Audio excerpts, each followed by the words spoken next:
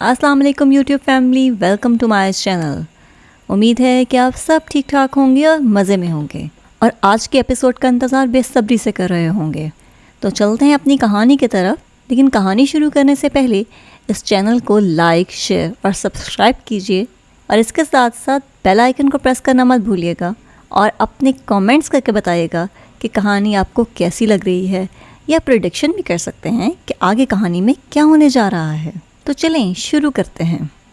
अब तुम्हारा मुँह लाल होने की बारी है माय डियर। चचा बुला रहे हैं अपने कमरे में। और सुनो, वो जाते जाते मुड़ा।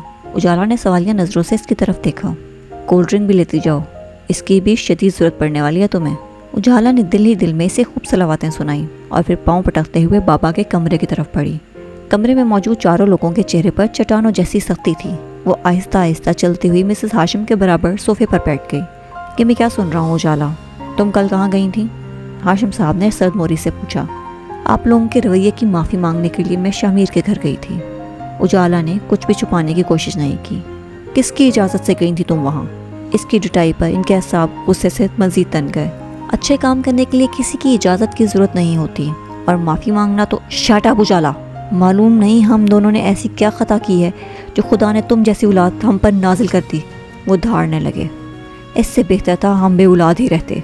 भाई साहब, तो एक तरफ हमें तो जिब्रान के सामने भी सर उठाने के काबिल नहीं छोड़ा तुमने। किस जिल्लत सहने से पहले हम मर क्यों नहीं गए? मिसेस हाशिम अलग से सर थामे रोने लगी। तुम्हारे पास अब भी वक्त है। अगर तुम जिब्रान से शादी करने पर राज़ी हो जाओ तो हम तुम्हारी तमाम पिछली खताएं माफ़ कर देंगे और तुम्हें अपना लेंगे। आखिर को खून हो तुम हमारा। ताया जान के मशवरे पर वो स्प्रिंग की तरह उछली। व्हाट? अगर मुझे जिब्रान से शादी करना होती तो मैं पहले ही इनकार क्यों करती? चुप हो जाओ उजाला, और कितना हमें ज़िल कराओगी तुम? मिसेस हाशिम रोते हुए चीखी। क्यों चुप हो जाऊं? ये किसी और की ज़िंदगी नहीं, ये मेरी ज़िंदगी की बात हो रही है। और जबकि मुझे जिब्रान हमसफ़र के तौर पर कबूल नहीं, तो समझ नहीं आती आप सब लोग मुझ पर ज़बरदस्ती क्यों कर रहे हैं। हालांकि जानते भी हैं कि एक बार मैं जिस चीज़ के लिए इनकार कर दूँ तो फिर चाहे कुछ भी हो जाए, मैं इनकार को इकरार में नहीं बदलती। इसकी पेशानी पर सिलवटें उभरी। इस लड़की में तो कोई शर्म और लिहाज ही नहीं रहा। किस तरह बड़ों के सामने ज़बान चला रही है। काश मुझे पहले मालूम होता कि तुम बड़ी होकर हमारे लिए ज़िल्लत का सबब बनोगी तो तुम्हारा गला दबा देती। वो जैसे पागल हो गई थी। तो दबा दें गला, ये शौक भी पूरा कर लें मामा, शायद आपको सुकून नसीब हो जाए। नकीले अल्फाज ने इसे लहू लुहान कर दिया था और फिर जहरीली मुस्कुराहट खुद ही होंठों पर आ गई थी। खुद को संभाल लो सुबाना, मामला हमारी इज्जत का है। अगर इसे मार कर इज्जत बच जाती है तो मारने में एक सेकंड ना लगाता मैं, लेकिन इसकी मौत तो हमें मजीद जिल्लत के गढ़ों में धकेल देगी। पूरे ख़ानदान को खबर पहुंच चुकी है कि हाशिम लगारी की बेटी अपने बाप का खूब नाम रोशन कर रही है। इसलिए मैंने सोचा है कि इनका जुमला अधूरा छोड़ना सबको बेचैनी में मुब्तला कर गया, और इससे ज़्यादा अजियतनाक इनका लहजा था जो उजाला को अंदर तक चीर गया। शामिर के साथ इसे सादगी से रुखसत कर दूंगा। सभी के मुँह हैरत से खुल गए। जहाँ उजाला खुशी से झूम उठी, वहीं जिब्रान के चेहरे पर तारीकी का साया लहराने लगा। चचा जान, ये आप क्या कह रहे हैं? हम खानदान वालों का कैसे सामना करेंगे? लोग क्या कहेंगे? हाशिम लगारी ने अपनी बेटी की शादी एक आम से लड़के से कर दी। सबसे पहले जिब्रान के मुंह से बमुश्किल ये अल्फाज निकले। हालात इस कदर संगीन मोड़ इख्तियार कर लेंगे, इसका तसव्वुर खुद जिब्रान ने भी नहीं किया था। वो खुद अपने ही बनाए हुए जाल में फंसता चला गया। ठीक कहा है किसी ने, जो दूसरों के लिए गड़ा खोदते हैं वो खुद ही उसमें जा करते हैं। औलाद बागी हो जाए तो माँ बाप के सर जिल्लत के बोझ से झुक जाया करते हैं। इनके लहजे में गहरा दुख था। करीम साहब ने इन्हें मजीद शर्मिंदा करना मुनासिब ना समझा, इसलिए चुप साथ ली। अगले दिन हाशिम साहब ने फरखंदा बेगम को बुलाकर सारे मामले से आगाह किया और इनकी बाहिमी रजामंदी से निकाह का दिन तय किया। वो जुम्मे की एक शाम थी जब शामिर और उजाला का निकाह हो गया। हाशिम साहब ने सिर्फ चंद कारोबारी दोस्तों को मदऊ किया और शामिर की तरफ से भी चंद दोस्त ही थे। निकाह की रस्म के बाद खाना सर्व किया गया। खाना खाने के बाद ज़्यादातर लोग इजाज़त लेने लगे। मेहमानों की मौजूदगी में तो वो खुश अखलाक़ी का मुज़ाहरा करते रहे, लेकिन जब सब चले गए तो उजाला की तरफ मुड़े और कहने लगे, आज से मेरा और तुम्हारा हर रिश्ता ख़त्म। मैं यही समझूंगा कि कभी मेरी कोई बेटी थी ही नहीं। आज से हम तुम्हारे और तुम हमारे लिए मर गई उजाला। इनका लहजा हर तरह के एहसास से आ रही था। बाप और बेटी का रिश्ता इतनी जल्दी कैसे ख़त्म हो सकता है पापा? ये रिश्ता इतना नाजुक तो नहीं होता। वो आंखों में आंसू लिए इनके सामने दुल्हन बनी बैठी थी। कमज़ोर नहीं था हमारा रिश्ता, मगर तुम्हारी बगावत ने इस रिश्ते को बिल्कुल खोखला कर दिया। तुम्हारा बाप था मैं, कोई दुश्मन नहीं। बचपन से अब तक तुम्हें किसी चीज़ की कमी नहीं होने दी थी, और जब तुम्हारी ज़िंदगी के अहम फैसले की बात आई तो तुमने ये सब हक हमसे छीन लिया, कर ली अपनी मनमानी। याद रखना, बहुत पछताओगी। इंसान अपनी ज़िद तो मनवा लेता है, लेकिन इसे बाद में एहसास होता है कि इसने कितनी बड़ी गलती की है। और तुम्हें भी एहसास होगा एक दिन ज़रूर एहसास होगा, जब तुम इन आसाइशों के लिए तरसोगी। तुम्हें किसी चीज़ की ज़रूरत होगी लेकिन पैसा नहीं होगा, तब तुम्हें अपने बाप की कही हुई हर बात याद आएगी। लेकिन तब मैं तुम्हें इस दर पर कदम नहीं रखने दूंगा। और संगदिली का मुजाहरा करते हुए सामने से हट गए। इनके जाने के बाद ये मामा की तरफ देखने लगी, लेकिन वो भी मुंह फेर गई। एक बलीहा ही थी जिसके गले लग के वो फूट फूट कर रोई। परेशान मत होना उजाला, अंकल अभी गुस्से और दुख में हैं, देखना वो बाद में खुद तुम्हारे पास आएंगे। बलीहा ने इसे तसल्ली देते हुए टैक्सी में बिठाया। वो सिर्फ सर हिला कर रह गई। आखिर क्या हो जाता जो अगर मामा बाबा अपना दिल बड़ा करके मुझसे मिल लेते, मुझे माफ़ कर देते। लाख बुरी सही, लेकिन इनकी इकलौती औलाद थी मैं। आज ज़िंदगी में सबसे अहम दिन था मेरा। सभी मुझसे रूठे हुए हैं। वो पूरा रास्ता यही बातें सोचते हुए हिचकियों से रोती रही। घर पहुंचकर फरखंदा बेगम ने इसे शामिर के कमरे में बिठाया और कुछ देर माँ बाप के सख्त रवैये पर इसकी दिलजोई करती रही। इनके जाने के बाद इसने साइड टेबल पर रखे जग में से पानी लिया और गहरी सांस खारिज करके बड़ी महवियत से कमरे का जायज़ा लेने लगी। कमरा काफ़ी खुशादा था। एक तरफ बुक शेल्फ रखा था जिसमें काफ़ी किताबें थीं। कमरे की सेटिंग देखकर वो घर के मकीनों की नफासत को दाद दिए बिना ना रह सकी। चंद ही मिनट गुजरे थे कि शामिर कमरे में दाखिल हुआ। बेड पर बैठे वजूद को यकसर नज़रअंदाज करके वो सोफे पर बैठकर झुककर जूतों के तस्मे खोलने लगा। घड़ी उतारकर सोफे पर रखी और फिर खुद वॉशरूम की तरफ बढ़ गया। थोड़ी देर बाद वॉशरूम से निकला तो नाइट सूट में मलबूस था। इसके अंदाज और त्वार से ऐसा महसूस होता था जैसे कमरे में इसके अलावा कोई नहीं है। उजाला पहले ही अपने माँ बाप के रवैये की वजह से दुखी थी। इसकी इस दर्जे बेतनाई से फूट फूट कर रोने लगी। इसके बराबर लेटे मोबाइल में बिजी शामिर इसके अचानक रोने पर चौंका। क्या हुआ है? इसने कदरे संजीदगी से पूछा, लेकिन उजाला के रोने में मजीद शिद्दत आ गई थी। इस तरह क्यों रो रही हो? क्या हुआ है? वो करीब आकर इसे पूछने लगा। इसे समझ नहीं आ रही थी वो किस बात पर रो रही है, हालांकि इसने डांट डपट भी नहीं की थी। वो देखो छिपकली। उजाला ने रोते हुए दीवार की तरफ इशारा किया। शामिर ने इसकी उंगली की रो में देखा तो एक छोटी सी छिपकली का बच्चा था, जिसे देखकर वो अपना माथा पीट कर रह गया। मेरे सामने तो नागन बैठी है, मैं तो नहीं रो रहा, और तुम इस छोटी सी छिपकली से रो रही हो। खुद बखुद इसके मुंह से ये जुमला फिसला। क्या मतलब, मैं नागन हूँ? वो रोना छोड़कर हैरतज़दा नज़रों से इसे देखने लगी। इससे कम भी नहीं हूँ, दूबदू जवाब दिया गया। आप इस छिपकली को बाहर निकालें प्लीज़। वो रुहासी हुई। तुम तो बहुत बहादुर हो, सरेआम किसी को भी थप्पड़ रसीद करती हो। छिपकली बाहर निकालना तुम्हारे बाएं हाथ का खेल है। शामिर के इस तंज पर इसकी आंखों में दोबारा से आंसू आने लगे। गायब हो गई है वो, अब रोने ना बैठ जाना। उजाला ने फ़ौरन दीवार की तरफ देखा जहाँ से छिपकली वाकई गायब हो चुकी थी। अपनी तरफ मुतवज्जह कराने का अच्छा बहाना है।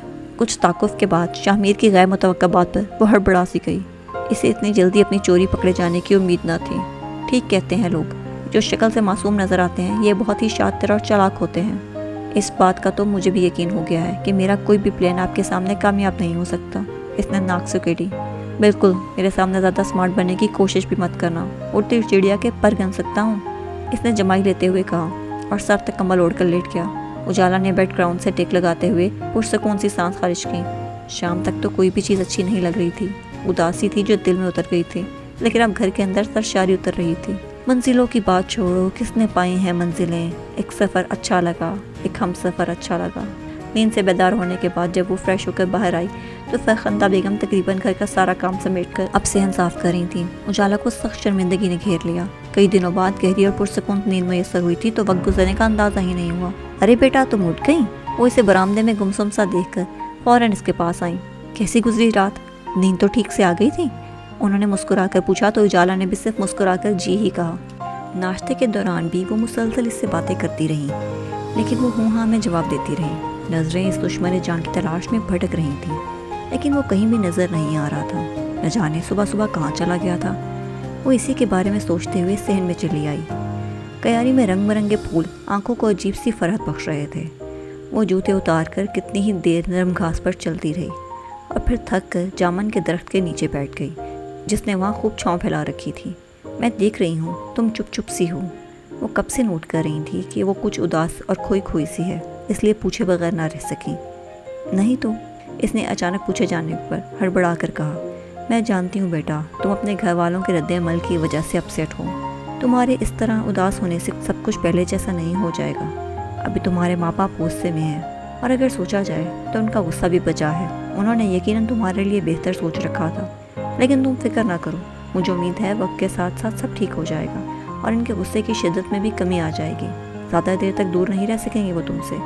اسے نرمی سے سمجھاتے ہوئے وہ بھی نرم گھاس پر اس کے پاس بیٹھ گئی. ماما کا غصہ کبھی کم نہیں ہوگا، میں اچھی طرح جانتی ہوں انہیں. انا اور ضد کے معاملے میں وہ بابا سے 2 ہاتھ آگے ہیں، اجالا نے بتایا. ماں کا دل اولاد کے لیے موم کی طرح ہوتا ہے، جلد پگھلنے والا. وہ بھی ایک ماں ہے. تم دیکھنا ایک نہ ایک دن ان کا دل بھی تمہارے لیے ضرور پگھلے گا. وہ اپنے مخصوص انداز میں بولی. خدا کرے وہ دن جلدی آ جائے. وہ آہستہ سے گویا ہوئی. شاہمیر کدھر ہے آنٹی؟ وہ کچھ تعقف کے بعد جھجکتے ہوئے پوچھنے لگی. آنٹی؟ انہوں نے لفظ آنٹی کو کھینچتے ہوئے حیرت زدہ نظروں سے اسے گھورا. اب برداشت ہو مجھے آنٹی کہا. شاہمیر کی ماں ہوں تو تمہاری بھی ماں ہی ہوں. امی کہا کرو مجھے. ان کی اپنائیت بھری دوست پر وہ ہنس دی. شاہمیر دوست سے ملنے گیا ہے، تھوڑی دیر میں واپس آ جائے گا. لیکن تم نے کیسا حلیہ بنا رکھا ہے؟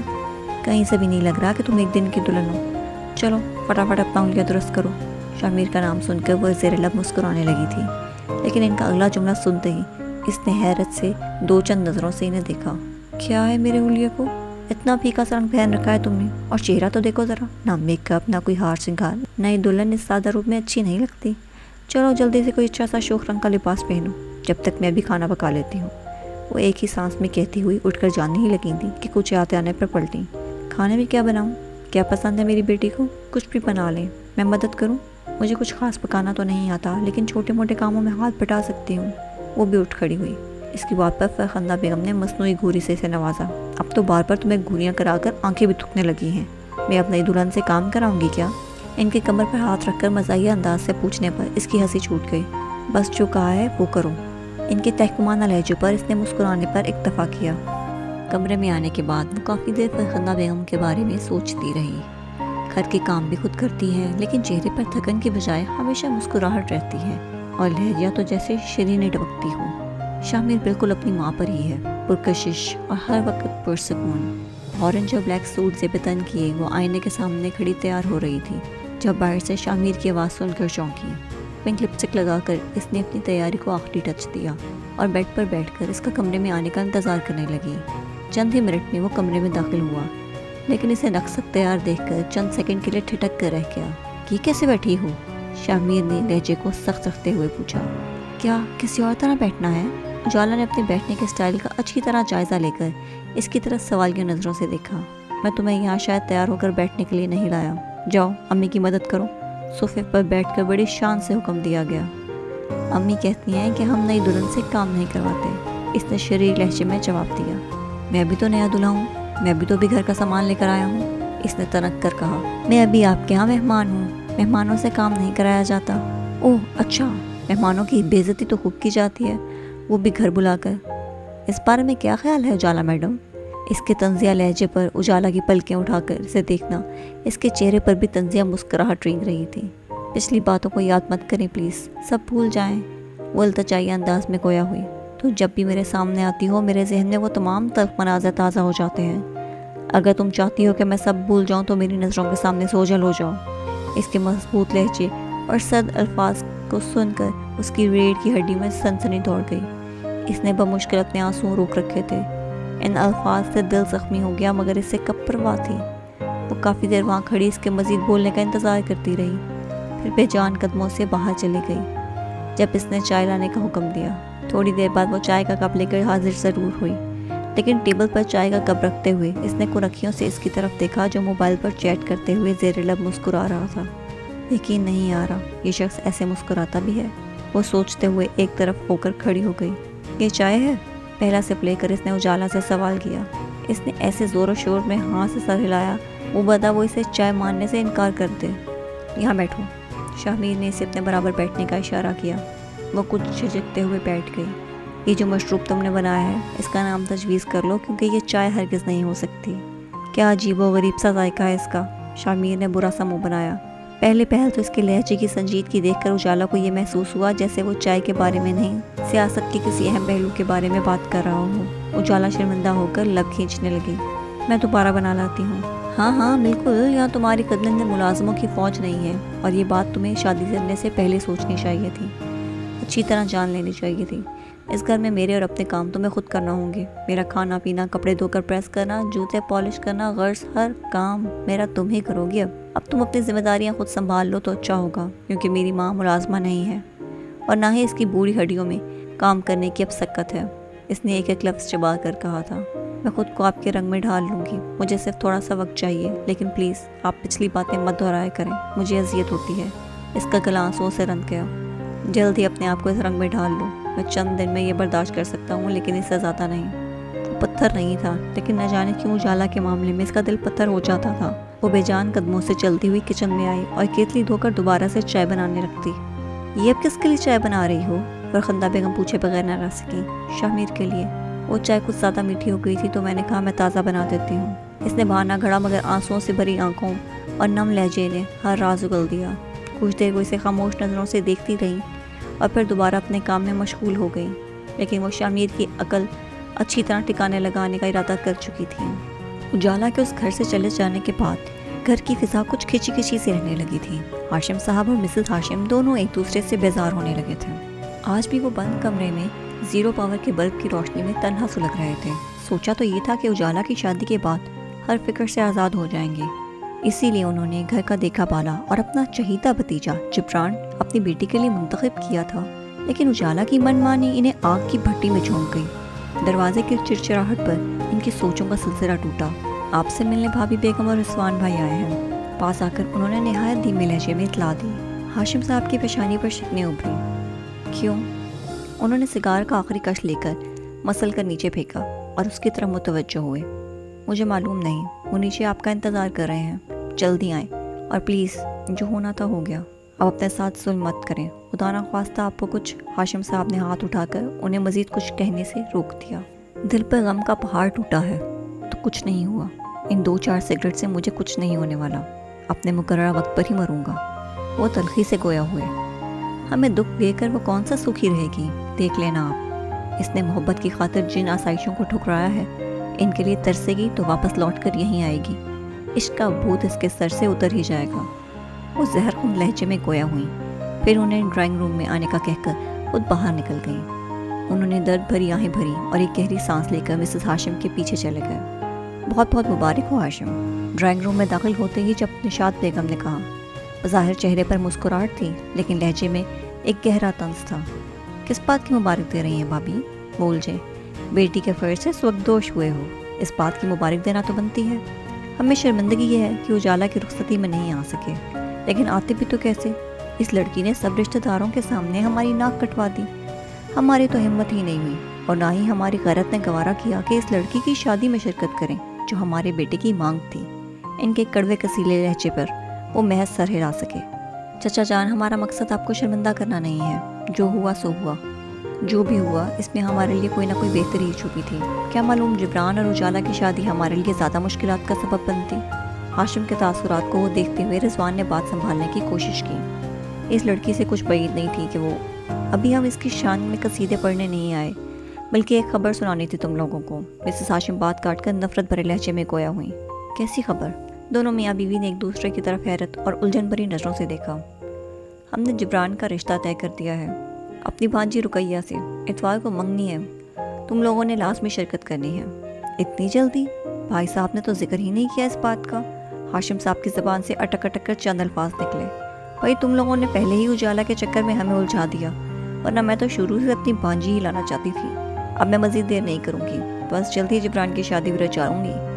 ان کا انداز بہت توہین آمیز تھا, مگر مزید کچھ کہنا اپنی شامت بلانے کے مترادف تھا, اس لیے دونوں نے چپ ساتھ لی. حیرت ہے, جبران کا رشتہ بھی طے کر دیا اور ہمیں بھنک تک نہیں پڑنی تھی. یقیناً بھابھی بیگم نے ہمیں دکھانے کے لیے جلد بازی کی ہے, ورنہ کل تک تو ان کا ایسا کوئی پلان ہی نہیں تھا.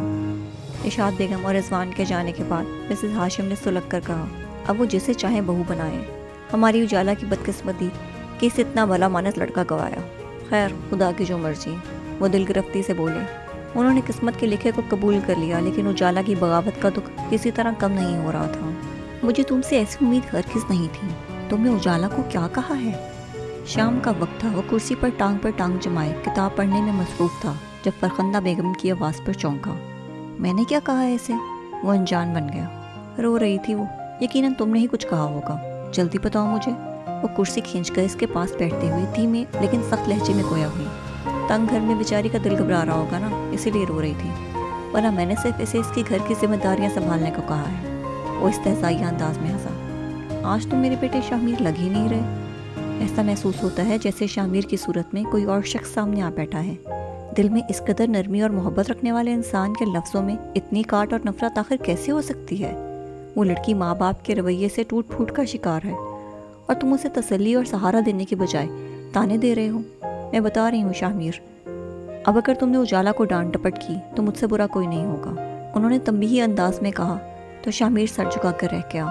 بیٹا، وہ محبت کرتی ہے تم سے، تمہاری خاطر اس نے ہر رشتے سے بغاوت کی ہے۔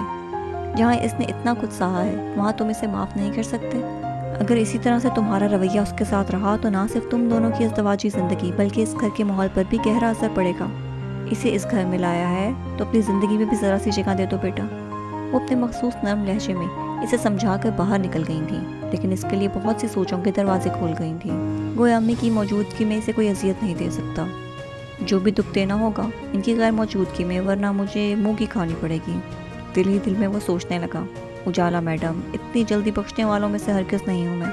تم نے میری ماں کو میرے خلاف بھڑکایا ہے، اب تمہاری سزا میں مزید اضافہ نہ کیا تو میرا نام شاہمیر نہیں۔ وہ تصور میں سے مخاطب ہو رہا تھا، پھر ناگواریت سے سر جھٹک کر کتاب کی طرف متوجہ ہوا۔ رات کو ڈائننگ ٹیبل پر اس کا برتاؤ اجالا کے ساتھ بہت دوستانہ تھا۔ وہ بڑھ چڑھ کر اس کو کھانے کی ڈشز پیش کر رہا تھا۔ شاہمیر کے اس خوشگوار بدلاؤ پر امی کو شدید حیرت ہو رہی تھی، لیکن وہ اس بات سے بے خبر تھیں کہ وہ اندر کیا پلاننگ کیے بیٹھا ہے۔ کمرے میں داخل ہوتے ہی شاہمیر نے اجالا سے سرد موری سے پوچھا، تم نے میری امی سے شکایتیں لگائی ہیں کیا؟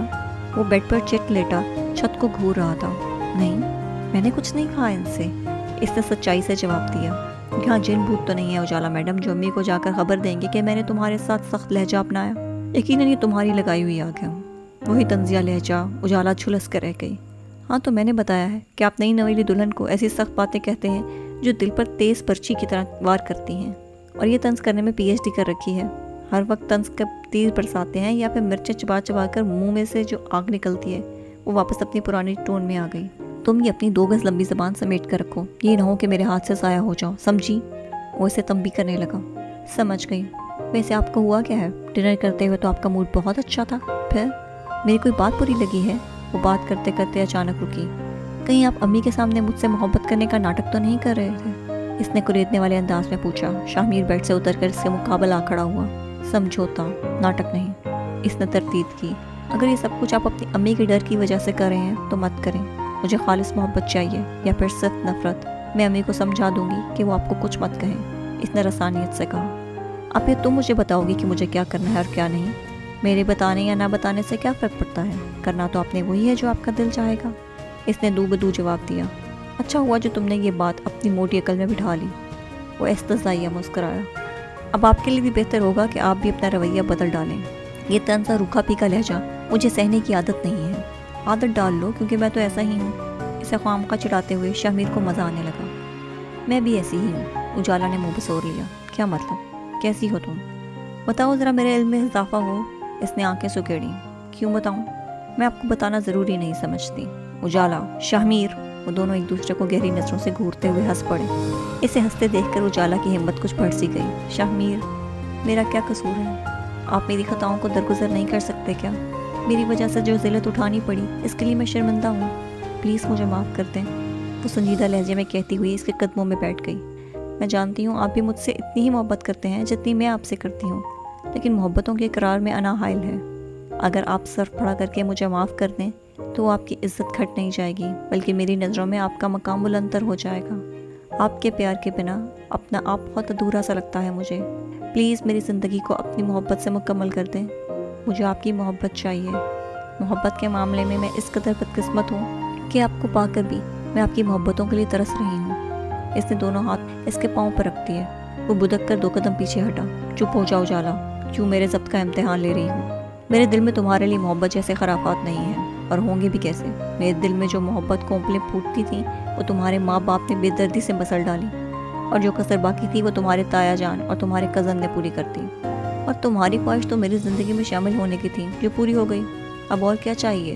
بہاؤ، وہ کچھ کہنا چاہ رہی تھی جب شامیر نے ہاتھ اٹھا کر اسے مزید بولنے سے روک دیا۔ ایک تو تمہاری سوئی ہمیشہ محبت پر ہی اٹک جاتی ہے، بس کر دو ایسا دانت پیسے۔ بہت بڑی غلطی کر دی جو میں نے آپ سے اپنی محبت کا اظہار کر کے خود کو بے وقت کر دیا۔ اگر آپ کے دل میں بھی اس طرح سی محبت ہوتی تب بھی نہ تو آپ اظہار کریں گے اور نہ ہی میری محبت کی قدر کریں گے۔ ایسا ہی ہوتا ہے نا دنیا میں، کبھی محبت کسی کی دشمنی کی بھینٹ چڑھ جاتی ہے تو کبھی کسی انا کی نظر ہو جاتی ہے، اور میری محبت تو دشمنی اور انا دونوں کی نظر ہو گئی۔ وہ پاؤں پٹکتی بیڈ کی دوسری جانب آ کر اس سے رخ موڑ کر لیٹ گئی۔ آنسو ساون کی بوندوں کی طرح اس کے چہرے پر لڑکتے ہوئے اس کے بالوں میں جذب ہوتے گئے۔ تھر دل، سنگ دل اور ایک نمبر کے کھڑوس انسان ہوں، اب کبھی تم سے محبت کی بھیک نہیں مانگوں گی، بے رحم۔ وہ اس کو کوستے ہوئے سوں سوں کرنے لگی۔ رونا بند کرو۔ کافی دیر تک جب اس کے رونے کی آواز آتی رہی تو وہ جھنجھلا کر کہنے لگا، اپنی آنکھوں سے رو رہی ہوں، آپ کی آنکھوں سے نہیں۔ اس نے بھرائی ہوئی آواز میں تڑک کر جواب دیا، تم باہر جا کے رونے کا شوق پورا کر لو، مجھے ڈسٹرب مت کرو۔ اس کے جواب پر شامیر بھی بپھر گیا۔ وہ رنجیدہ نظر اس پر ڈال کر باہر نکل گئی، لیکن اس کے جانے کے بعد شامیر کو بے چینی نے گھیر لیا۔ باہر سے بار بار اس کے کھانسنے کی آواز آ رہی تھی۔ اسے اندر بلایا یا نہیں، اسی کشمکش میں وہ نیند کی گہری وادیوں میں اتر گیا۔ رات کا نہ جانے کون سا پہر تھا جب وہ اجالا کے کمرے میں داخل ہوئے۔ پورا کمرہ گپ اندھیرے میں ڈوبا ہوا تھا۔ اندھیرے میں سوئچ بورڈ پر ہاتھ مار کر لائٹ آن کی تو ہر چیز روشنی میں نہا گئی۔ انہوں نے خالی خالی نظروں سے کمرے کے چاروں طرف دیکھا۔ ہر شے اپنی جگہ پر موجود تھی، بس وہی نہیں تھی جس کی تلاش میں ان کی بے چین نگاہیں بھٹک رہی تھیں۔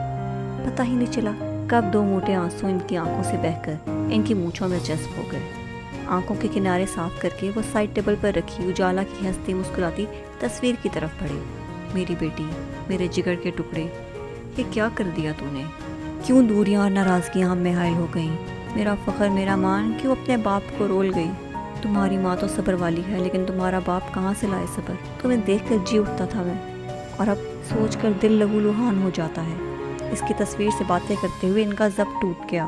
وہ کتنی ہی دیر وہاں بیٹھے اس کی تصویر کو گلے لگائے روتے رہے۔ شیشے کا فریم کو اپنی جگہ پر رکھتے ہوئے ان کی نظر دوائیوں کے پلندے پر پڑی۔ وہ اس قدر ٹیبلٹس کو دیکھ کر چونکی، لیکن پھر بغیر توجہ دیے کمرے کی ہر چیز کو چھو کر اپنی بیٹی کے لمس کو محسوس کرنے لگے۔ صبح ناشتے کی ٹیبل پر وہ سوگوار صورت لیے بیٹھے تھے۔ رات دیر تک رونے کی وجہ سے ان کی آنکھیں سرخی مائل ہوئی تھیں اور ان کے پپوٹے سوجے ہوئے تھے۔ کیا ہوا ہے؟ طبیعت تو ٹھیک ہے نا؟ مسز ہاشم نے متفکرانہ لہجے میں پوچھا۔ کیا ہونا ہے مجھے؟ اجالا کے کمرے میں 2 سوٹ کیس رکھے ہوئے ہیں، وہ تم اجالا کو بھجوا دینا۔ مسز ہاشم نے کچھ حیرانی سے ان کی طرف دیکھا جو بدستور ناشتہ کرنے میں مصروف تھے۔ کیا ہے ان سوٹ کیس میں؟ اس کے استعمال کی چیزیں ہیں، وہ کچھ لے کر نہیں گئی تو میں نے سوچا اس کا سامان بھجوا دیتا ہوں۔ اور کچھ؟ وہ بات کرتے کرتے کسی گہری سوچ میں گم ہو گئے۔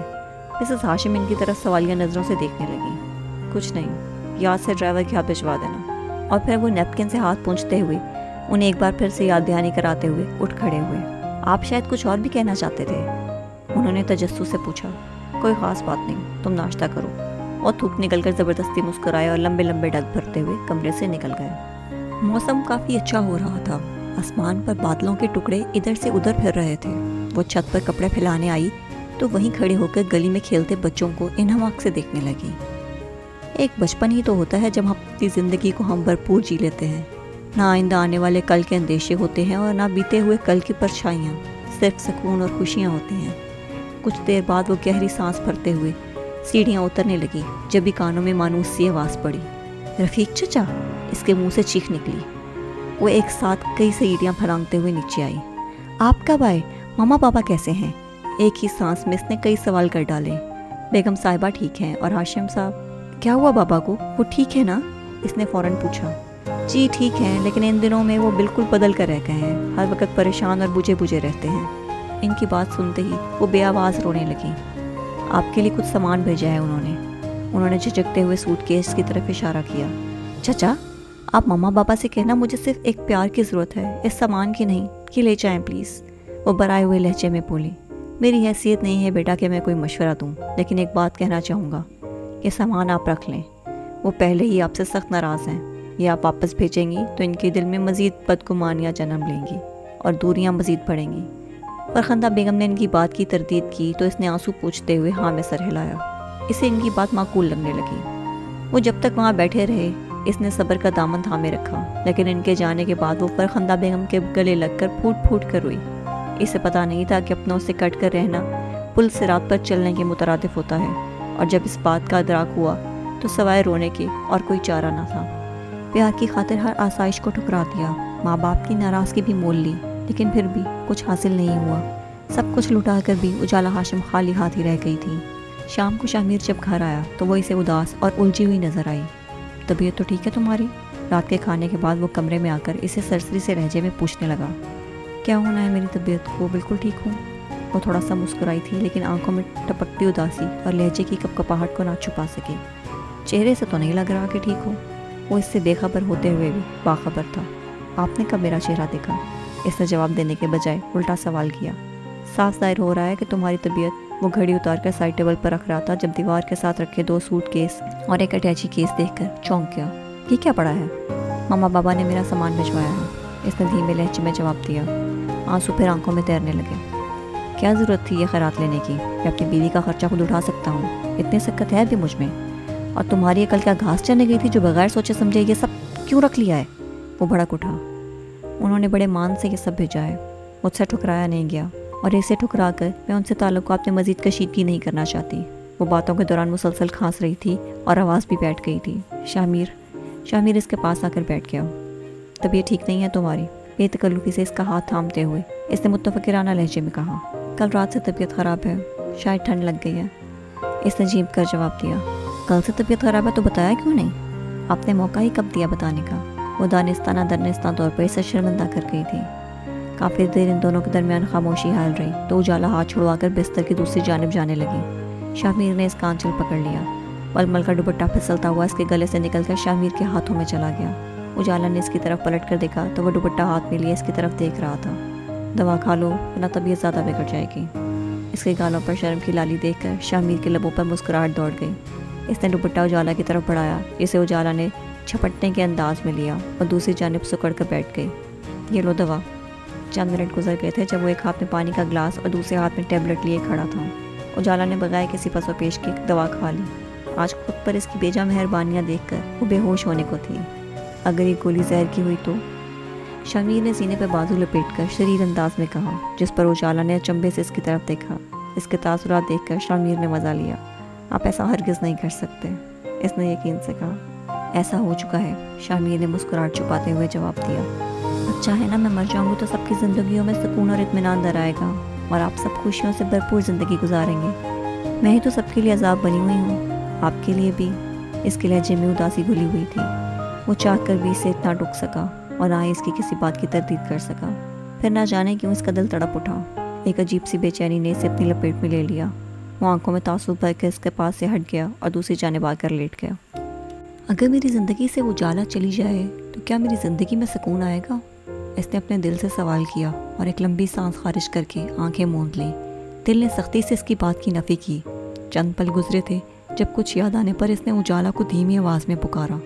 اجالا، تمہاری دوست کی کال آئی تھی، وہ تم سے بات کرنا چاہتی ہے، سو گئی ہو کیا؟ اس کی طرف سے کوئی جواب نہ پا کر شامیر نے ہاتھ بڑھا کر اس کے کندھے کو ہلایا۔ وہ دوا کے زیر اثر جلدی سو گئی۔ شامیر نے تھوڑا قریب ہو کر اس کے چہرے پر آئی گھنی زلفوں کو ہٹایا۔ چہرے پر آنسوؤں کے خشک نشان واضح تھے۔ اس کے لبوں پر بے ساختہ مسکراہٹ بکھر گئی۔ میری جھلی، اس نے شرارت سے کہتے ہوئے اس کے گال پہ لب مس کیے۔ ایک محصور کن خوشبو نے شامیر کو اپنے حصار میں لے لیا۔ چودھویں کا چاند ہو یا آفتاب ہو، جو بھی ہو تم خدا کی قسم لاجواب ہو۔ گیٹ سے باہر نکلتے ہوئے اس نے آخری بار اونچی عمارت کی طرف دیکھا۔ اسے یہاں جاب کرتے ہوئے چند ہی ماہ گزرے تھے کہ آج اسے یہاں سے بے عزت کر کے نکال دیا گیا۔ چند ہزار کی نوکری بھی اب ہاتھ سے چلی گئی۔ کیا ہوگا؟ کس طرح گھر کے خرچ پورے ہوں گے؟ وہ سوچنے لگا کہ اب تو اس پر 2 ذمہ داریاں ہیں۔ آنسو آنکھوں سے باہر نہیں نکلے تھے، لیکن اندر ہی اندر دل میں چھید کر رہے تھے۔ ساری زندگی وہ عزت کے پیچھے بھاگتا رہا اور اتنی ہی ذلت کا سامنا کرنا پڑ گیا۔ اجالا کی وجہ سے غریبی کا تانا سنا پڑا اور اب محنت کے باوجود سستی اور کاہلی کا تانا۔ دھندلائی آنکھوں سے گیٹ سے باہر نکلتے ہوئے عین سامنے جبران پر نظر پڑی، جو گاڑی کے ساتھ ٹیک لگائے چہرے پر زہریلی مسکراہٹ لیے اسی کو دیکھ رہا تھا۔ تو کیسی رہی ڈیئر شامیر؟ اس کا نام تنزیہ لے کر اسی سے مخاطب تھا۔ مجھے تمہاری جاب کے جانے کا بہت دکھ ہے۔ پہلے 2 جاب سے گھر کا خرچ چلاتے تھے، کبھی کبھار تو قرض بھی لینا پڑ جاتا تھا، لیکن اب تو ایک جاب بھی نہیں رہی۔ اگر تم چاہو تو ہمارے آفس میں آ جاؤ، تمہارے لائق تو بہت کام ہیں۔ جبران دانت جبران کو دانت کھوستے دیکھ کر شامیر کا دل چاہا کہ وہ مکہ مار کر اس کے دانت ہی توڑ دے۔ اسے تمام معاملے کی بخوبی سمجھ آ گئی تھی۔ جسٹ شٹ اپ، مجھے جاب سے نکلوا کر تمہیں کیا مل گیا ہے؟ وہ غصے سے دھاڑا۔ خوشی، سکون، ٹھنڈک، اب میں کس طرح سے اپنے دل کا حال بیان کروں؟ تم جیسا گھٹیا انسان اس کے علاوہ اور کر ہی کیا سکتا ہے؟ شرم آنی چاہیے تمہیں جو دوسروں کو پریشان اور زج کر کے خوشی محسوس کرتے ہو، شامیر نے دانت پیس کر کہا۔ پریشان تو تم نے کیا ہے جبران لغاری کو، اگر تم راستے سے ہٹ جاتے تو شاید سب کچھ پہلے جیسا ہو جاتا اور اجالا میری ہو جاتی، لیکن تمہیں تو بہت شوق تھا ہم سب سے ٹکر لینے کا۔ اب پھر دیکھتے جاؤ کہ آگے کیا ہوتا ہے۔ میں تمہارا وہ حال کروں گا کہ تم اپنے آپ کو بھی نہیں پہچان سکو گے۔ جبران نے خشمگی نگاہوں سے دیکھتے ہوئے تیزی سے کہا۔ اوہ، تو تمہیں اپنی ہار کا دکھ کھائے جا رہا ہے۔ شامیر کے لبوں پہ مسکراہٹ ابھری۔ ہار؟ جبران لغاری کو کوئی مات نہیں دے سکتا۔ وہ بپرا جس پر شامیر نے بے بانگ کہکا لگایا۔ محبت بلند و بالا محلوں اور دولت کی وجہ سے ملتی تو لوگ ہرگز فقیر اختیار نہ کرتے۔ امیری و غریبی سے محبت کو ورث نہیں ہوتی، یہ تو قسمت سے ملا کرتی ہے، اور اس معاملے میں امیر اور تم غریب ہو۔ تم مجھ سے ہار گئے جبران لغاری، جو کرنا ہے کر لو۔ مجھے ایک نوکری سے نکلوایا ہے، کوئی بات نہیں، مجھے اس کے متبادل جاب مل جائے گی، یا ہو سکتا ہے اس سے اچھی مل جائے، لیکن تمہیں اجالا ہاشم کہاں ملے گی؟ محبوب کا نعم البدل تو کوئی نہیں ہوتا۔ شامیر کی باتوں سے جبران کا چہرہ دھواں دار ہو رہا تھا۔ اپنی جیت کا خوب جشن منا لو، میں بھی دیکھتا ہوں وہ تمہارے پاس کتنے دن ٹکتی ہے ہی کیا تمہارے پاس اسے دینے کو؟ اپنا کوئی کاروبار تو نہیں ہے، اور گھر بھی ایسا ہے جس میں رہنا ہمارے ملازمین بھی اپنی توہین سمجھتے ہیں۔ وہ محلوں میں رہنے والی شہزادی تمہاری جھونپڑی میں زیادہ دن نہیں رہے گی۔ ابھی اس پہ محبت کا بھوت سوار ہے، اور جس دن اس کے سر سے یہ بھوت اترا وہ دوڑی دوڑی میرے پاس آئے گی، اور جبران کے زہر میں بجھے لفظوں کے تیر اس کی روح کو چھلنی کر گئے۔ چند دن، صرف چند دن دیکھنا اجالا ہاشم میں تبدیلی، وہ تمہارے منہ پر تھوک کر واپس آسائشوں سے بری زندگی میں آ جائے گی۔ بڑا ہے مجھے مات دینے والا۔ اس نے لمبا ہنکارا بھرا اور آنکھوں پر چشمہ چڑھا کر گاڑی کی طرف بڑھ گیا۔ اس نے تیش میں آ کر مکہ دیوار پر دے مارا۔ دیوار کا تو کچھ نہیں بگڑا تھا، الٹا اس نے اپنا ہاتھ ہی زخمی کر لیا۔ گھر میں داخل ہوتے ہی سب سے پہلے اس کی نظر اجالا پر پڑی، جو نکھری سی برآمدے میں کھڑی گیلے بالوں کو سکھا رہی تھی، کہ اچانک اسے چند قدموں پر دیکھ کر بکھلا سی گئی۔ وہ سخت تیور لیے اسی کی طرف بڑھ رہا تھا۔ خود تو عرش سے فرش پر آئی ہو، ساتھ ہمیں بھی فٹ پاتھ پر لے آئی۔ بارہا کہا تھا کہ مجھ سے پیار اور محبت کی باتیں مت کرو، چھوڑ دو یہ عشق اور ہو جاؤ دور مجھ سے۔ میں تمہارے قابل نہیں ہوں، لیکن تمہیں تو بس محبت کے بدلے محبت چاہیے تھی، زبردستی مجھ پر مسلط ہو گئی، جس کے انجام میں اب میں بھگت رہا ہوں۔ سنگ دلی کا مظاہرہ کرتے ہوئے اس نے اجالا کو جبڑوں سے اس قدر سختی سے پکڑا کہ اس کے دانت چٹ کھا گئے۔ شامیر، اجالا نے اپنا منہ چھڑوانے کی کوشش کی، درد کے مارے آنکھوں سے آنسو بہنے لگے، منہ میں خون کا ذائقہ بھی کھل گیا تھا۔ دونوں جاب سے ہاتھ دھو بیٹھا ہوں میں، وہ بھی صرف اور صرف تمہاری وجہ سے۔ تم ہی منحوس ہو، میری خوشیوں بھری زندگی میں تم نے منحوسیت پھیلا دی ہے۔ دور ہو جاؤ میری نظروں سے، میری زندگی سے نکل جاؤ۔ درشت انداز میں وہ کہتا اسے کوئی اور ہی شامیر لگا تھا، وگرنہ اس سے پہلے اجالا نے اس کا ایسا روپ قطعاً نہیں دیکھا تھا۔ آنسوؤں سے بھری آنکھوں میں ڈھیروں حیرانی لیے وہ اسے دیکھتی رہی۔ تم جب یہاں سے جاؤ گی میں شکرانے کے نفل ادا کروں گا، ہو سکے گا تو پورے محلے میں دیکھ بانٹوں گا۔ جبران کے حصے کا سارا غصہ اجالا پر نکال کر وہ برآمدے میں رکھی چارپائی پر بیٹھ گیا۔ گھر آتے ہی اتنا شور شرابہ، کیا ہوا ہے تمہیں، اور تم کیوں رو رہی ہو؟ شامیر کے چلانے پر وہ بھاگم بھاگ برآمدے میں آئی تھیں۔ شامیر سے پوچھتے ہوئے ان کی نظر روتی ہوئی اجالا پر پڑی، جو ان کو کسی بھی سوال کا جواب دیے بغیر کمرے میں بھاگ گئی۔ تم نے کچھ کہا ہے اسے؟ انہوں نے چارپائی پر غضبناک انداز میں بیٹھے شامیر سے باز پرس کی۔ ہاں، میں نے کہا ہے، اور اگر میرے پاس میں ہو تو میں اسے جان سے مار دوں۔ وہ دانت پیستے ہوئے گویا ہوا، یہ کس لہجے میں بات کر رہے ہو؟ وہ بیوی ہے تمہاری؟ بیوی نہیں ہے، گلے میں اٹکی ہوئی ہڈی ہے جسے میں نکل سکتا ہوں نہ اگل سکتا ہوں، اور مجھے بار بار پاور مت کروائیں کہ وہ میری بیوی ہے۔ آخر تمہیں کیا ہوا ہے؟ کیوں آج کل تمہارے تیور پتلے پتلے ہیں؟ وہ بھڑک اٹھی۔ اس کے تایازاد کزن کی وجہ سے میری دوسری جاب بھی چھوٹ گئی ہے۔ مجھے جاب سے صرف یہ کہہ کر نکال دیا ہے کہ میں سست اور کاہل ہوں، باقی لوگوں کی نسبت کم محنت کرتا ہوں اور چھٹیاں زیادہ کرتا ہوں۔ مجھے تو بعد میں پتہ چلا کہ یہ سب جبران کی وجہ سے ہو رہا ہے، اسی نے ایک گھنونا کھیل رچایا ہے۔ اب کیا ہوگا ہمیں؟ پہلے ہی گھر کا نظام کھینچ تان کا چل رہا تھا، اب تو کوئی نوکری بھی نہیں رہی، اس مہنگائی میں خرچے کہاں سے پورے ہوں گے؟ اس نے الجھے ہوئے انداز میں پوچھا۔ تم نوکری کے چھوٹ جانے پر اتنا غصہ کیوں ہو؟ جو رزق تمہارے نصیب میں ہے وہ تمہیں مل کر رہے گا، چاہے کچھ بھی ہو جائے۔ انہوں نے مخصوص نرم لہجہ اپنایا۔ وہ خود بھی پریشان ہو گئی تھی، لیکن اپنی پریشانی اس پر واضح کر کے اسے مزید پریشان نہیں کرنا چاہتی تھی۔ اب میں جامن کے درخت کے نیچے جھولی پھیلا کر بیٹھ جاؤں کہ آسمان سے رزق آئے. رزق حاصل کرنے کے لیے نوکری کی ضرورت پڑتی ہے. اس نے صحن میں لگے جامن کی درخت کی طرف اشارہ کر کے تیز لہجے میں کہا. ابھی تو چند دن رہتے ہیں تمہارا رزلٹ آنے میں. مجھے پوری امید ہے تمہیں اچھی سی نوکری مل جائے گی. ہاں تب تک پیٹ پر پتھر باندھ لیں. بارہا منع کیا ہے خدا کی رحمت سے مایوس نہیں ہوتے. اس نے ایک در بند کیا ہے تو دوسرا کھول دے گا. لیکن تمہیں خواہ مخواہ کی ٹینشن لینے کی عادت ہے. اب کیا تمہاری اس طرح پریشان ہونے سے اور واہ کرنے سے جلدی جاب مل جائے گی؟ وہ اس کی نا امیدی سے زچ ہو گئیں. امی آپ نہیں جانتی میرے چند دن فارغ رہنے سے کتنے مسائل پیدا ہو جائیں گے. مجھے کامران کی رقم دینی ہے جو اس سے ادھار لے کر کریم صاحب کا قرض چکایا تھا. ابھی تو بائک کی قسطیں رہتی ہیں. اس نے سر کو دونوں ہاتھوں میں تھام لیا. ان مسائل کا غصہ کرنے سے حل نہیں ہوگا. ٹھنڈے دل و دماغ سے سوچو کہ آگے کیا کرنا ہے. اور ہاں تم نے اجالا کو کیا کہا؟ نوکری کی باتوں میں الجھ کر اجالا کا خیال ان کے ذہن سے محو ہو گیا تھا. تبھی یاد آنے پر استغفار کیا. کچھ نہیں کہا مگر مچھ کے آنسو بہانے کی عادت پڑ گئی ہے اسے. وہ ناگوار سے بولا. شاہ میر.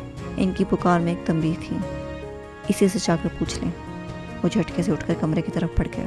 وہ بیڈ پر بیٹھی گھٹنوں میں سر دیے رونے میں مصروف تھے. اس کی زندگی میں خوشی اور محبت کے پل چند ساتوں کے لیے ہی وارد ہوئے تھے. اسے اس بات کا کامل یقین ہو چکا تھا. آج ہی صبح شاہ میر کی محبت اور اپنائیت سے دوا پلانا اور اپنا خیال رکھنے کی تاکید کرنا، وہ تو اسے اپنے لیے ذرا سا فکر مند ہوا دیکھ کر اندر تک سرشار ہو گئی تھی. سارا دن وہ اس خوشگوار لمحات کو سوچ کر مسکراتی رہی اور اب پل بھر میں سارا منظر تبدیل ہو گیا.